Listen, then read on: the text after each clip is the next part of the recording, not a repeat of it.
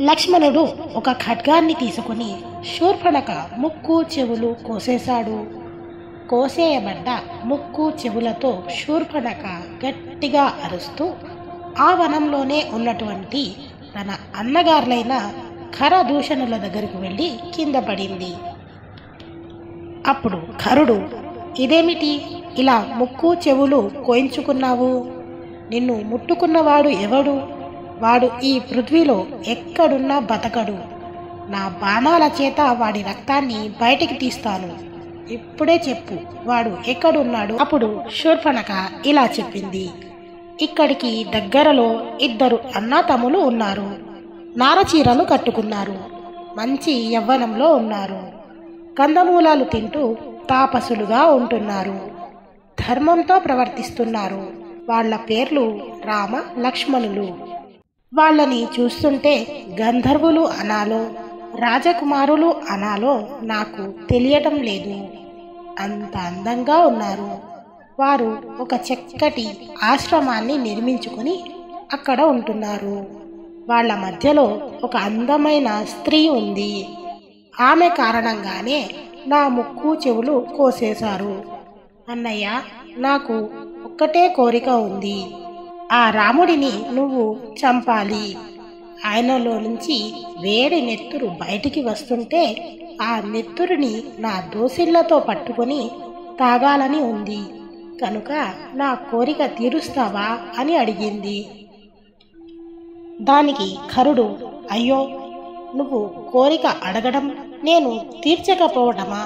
తప్పకుండా తీరుస్తాను అని ఖరుడు 14 మంది సైన్యాధిపతులను పిలిచి, మీరు వెంటనే బయలుదేరి వెళ్ళండి.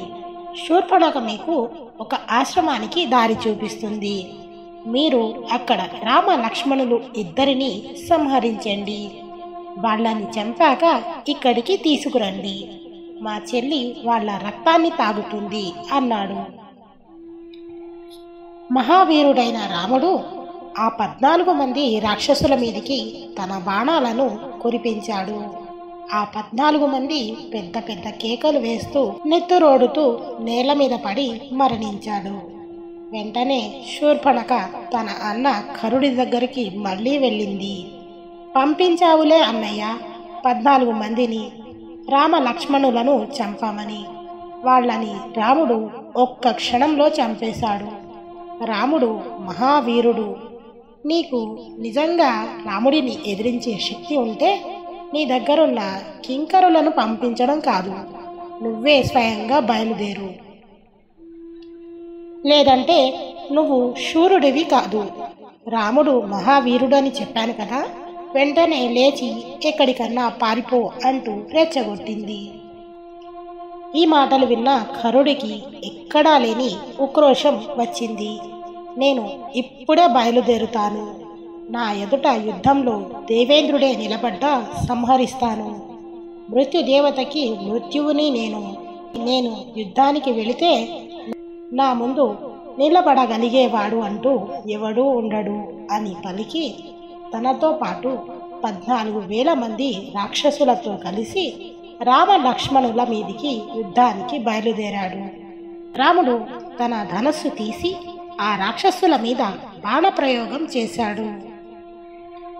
రాముడు ఎంత వేగంగా బాణాలు ప్రయోగించాడంటే రాముడి బాణ పరంపరకి ఏనుగుల తొండాలు తెగిపోయాయి, గుర్రాల కాళ్ళు రాలిపోయాయి, రాక్షసుల కంఠాలు నేల మీద పడ్డాయి. కొందరికి భుజాలు, కొందరికి కాళ్ళు తెగిపోయాయి. రాముడు ఏకకాలంలో 13 బాణాలని వింటి నారికి తొడిగి విడిచిపెట్టేవాడు.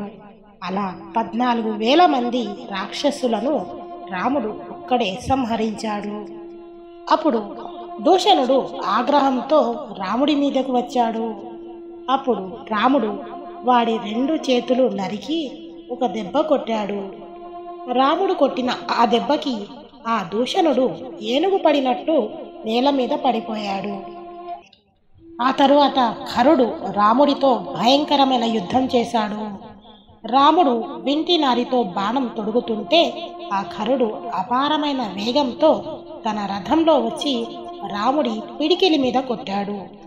ఆ దెబ్బకి వింటినారి తెగిపోయి ఆ ధనస్సు విరిగిపోయింది. అప్పుడు ఖరుడు అమితమైన వేగంతో రాముడి గుండెల మీద బాణాలని వేసేసరికి ఆయన కవచం పిట్లిపోయి కింద పడిపోయింది. అప్పుడు ఆయన రాముడి గుండెల మీద బాణాలతో కొట్టాడు. ఆ బాణాల దెబ్బలకి పర్వతాల నుంచి సెలయేళ్లు పారినట్టు రాముడి గుండెల నుంచి రక్తం కారింది. రాముడు పక్కనే ఉన్న అగస్త్య మహర్షి ప్రసాదమైన విష్ణు ధనస్సుని తీసుకుని ఖరుడితో ఇలా అన్నాడు: ఎక్కడో పర్ణశాలల్లో కూర్చొని తపస్సు చేసుకునే ఋషుల మీద నీకు ఎందుకు ఆగ్రహం?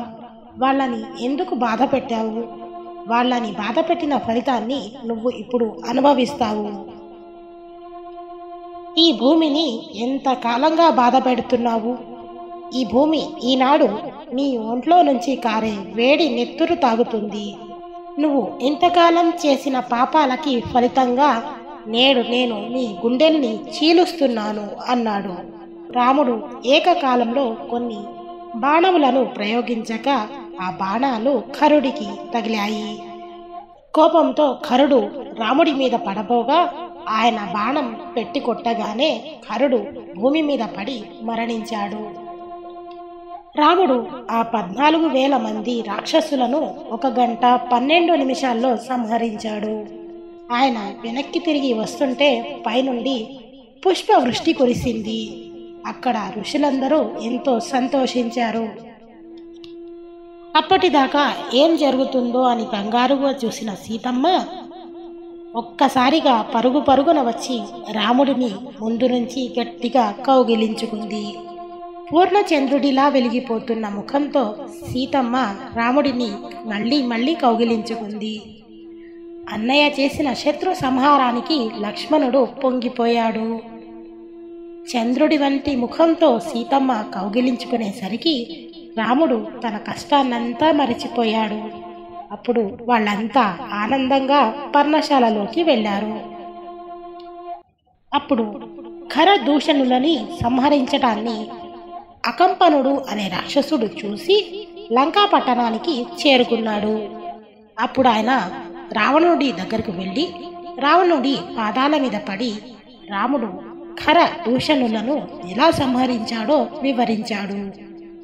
ఆగ్రహించిన రావణుడు అసలు ఆ రాముడు ఎవరు? దండకారణ్యంలో ఎందుకున్నాడు? వారితో ఉన్న స్త్రీ ఎవరు? ఆమె పేరేమిటి?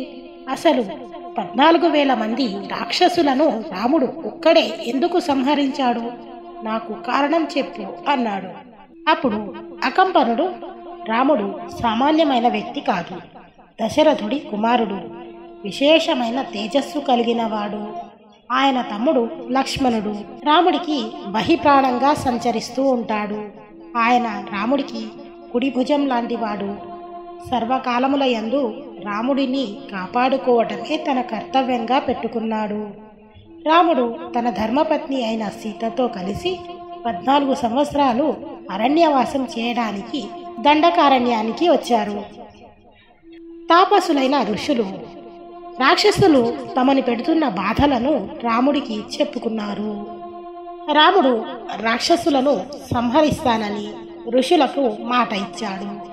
ఆ మాట ప్రకారం రాక్షస సంహారం చేసి దండకారణ్యంలో ఎక్కడ రాక్షసులు లేనటువంటి పరిస్థితిని కల్పించాడు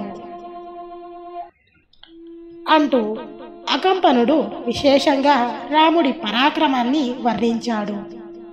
అయితే నేను ఇప్పుడే వెళ్ళి ఆ రామ లక్ష్మణులను సంహరిస్తాను అని రావణాసురుడు అన్నాడు.